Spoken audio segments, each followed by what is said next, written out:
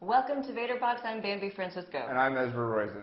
This week we have Adeo Ressi. He is the founder of The Funded. He joins us as our guest host. Adeo, thanks for joining us. My pleasure. This week we're going to take a look at Offbeat Guides. It was founded by David Cifri, who is the founder of Technorati and many other companies. So let's take a look at David's pitch.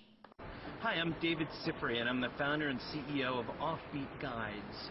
What Offbeat Guides does is we try to solve a really, really simple problem that a lot of people who travel have, which is how do you get just the information about the places that you're going to, the most up-to-date information, and have it personalized and delivered right to you in a convenient form. What we do is we build personalized, on-demand travel guides that are based on 30,000 different destinations around the world. So not just your New Yorks, Londons, and Parises, but also your Marseilles and your Lexington, Kentuckys, and your Anchorage, Alaskas. We pull in all of the events, the festivals, all of the club meetings, the museum openings, heck, even things like farmers markets, all of the things that are going on just for your trip. And then 3 days before you leave, you actually get a beautiful printed on demand book just for where you're going on the dates that you're there, with your name on it, with your itinerary built into it, with all of the information. So even for a small city like Zaragoza here in Spain, the guide's actually very, very well done and thought through, right? We pull in all of the events, and then we even pull in, all of the things that you'd never get in a million years in a traditional travel guide, like the weather forecast and the time zone differences between where you're coming from and where you're going to, and the electrical outlet differences when you're actually traveling somewhere. So we put that all together for you. We sell it. You can buy these for $24.95 off the website, or $9.95 for the PDF, or $9.95 for a Kindle version. And we also work with a whole bunch of large B2B companies as well. So everything ranging from our friends over at Amazon to help sell them, to people like Singapore Airlines, which are now selling them to all of their customers that are buying tickets on their site. It's an exciting business. We're having a load of fun. Thanks. I thought he did a great job with the pitch. I think the pitch is great. Yeah, agreed. I'd buy one. Now, here's when you know a product has a real shot, when you see it and you're like, I would buy one.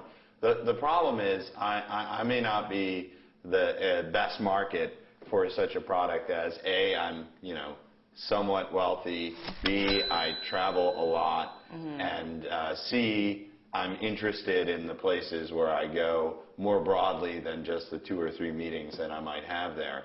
So, I'm what might be considered an anomaly in traveling rather than more of the norm. And the norm are people who are, yes, they want to see interesting things, but they're cost conscious. That makes me a little nervous about the idea. I think it's cheap enough to be compelling. I think you save money versus buying Lonely Planet and 20 other books and dragging that stuff around. I really like the idea they print it out versus other folks. Innovation. Online. I think that the going offline at times is great. I think it takes someone really forward thinking, when you go outside of the online world and make a better product. I think that's great. I 100% agree. Actually, I would say, look, I hear so 200 businesses pass through The Funded every day and apply to be members. I see all about what they're doing.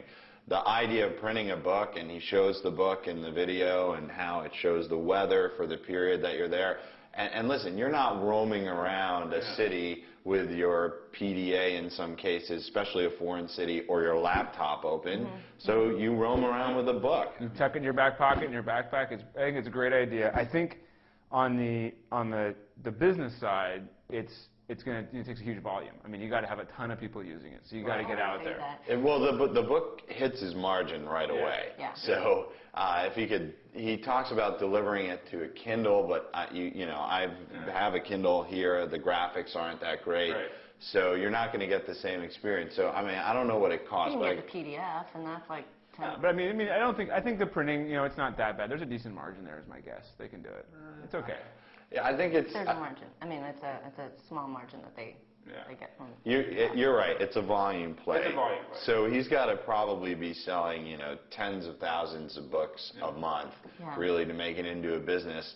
But listen, again, I'd buy one, so call it minus 9,999. Yeah, exactly. And the thing is, you'd probably buy a few because it's somewhat customized. It's for that trip, and so if you really fall in love with it, you're going to keep buying them. And it looks like it's per city, so I like that as well. I think it's 30,000 cities now. The challenge is, because I think you're right, it's useful, and maybe there's a market here for it. And we talked about this before. Maybe is there a market here for it, or if you can afford $25 for every trip you take, would you just get your assistant to kind of put all that stuff? If you have an assistant, you can afford $25. So I think the reality is this is a good. I don't think the cost thing is so bad. I think people will go for it if it has a really good content. And I went through it. It was great. I did a search just for around here to see an area I know well and how good was the content in Berkeley, Oakland, and it was. I think he's going to drop the price, but I wouldn't know. I don't know. I would say that actually it's kind of in line with what you'd expect to pay for travel books. Again, he's doing it. It seems like at least what he mentioned in the pitch is on a per city basis. Travel's huge. The other thing he has going against him right now is just what does travel look like in late 2009 and 2010? Is this a growing market or not? It's definitely not a growing market, so that's concerning. It's still going to exist. People are still going to travel. Does his books work? For example, if you hop in your car and you go to 150 miles to a nearby city, will people spend the $25 then?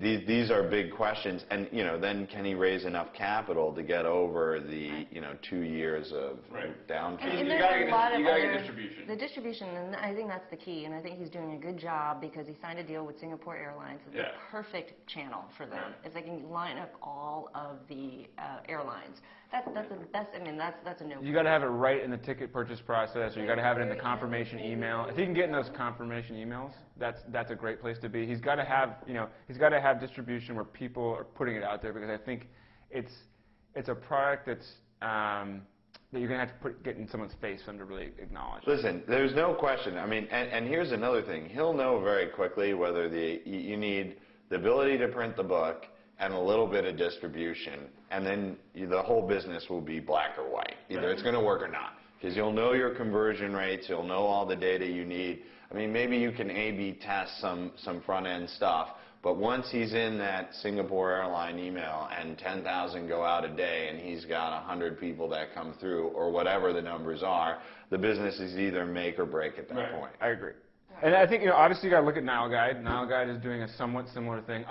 Personally, I liked Offbeat Guides' site because it was so simple. I mean, it was like put in the thing, and Nile Guide looks like a complicated e-commerce site. Yeah. So I think that's a huge competitive advantage. Is that David, having come from Technorati, having come from like the beginning of blogs, having done search, having done UI, I mean, he's got a really clear understanding how to build a nice site. I say 2 thumbs up from me. Okay, I'd say 2 thumbs up too. That was pretty easy. So yeah, I like it. Again, distribution.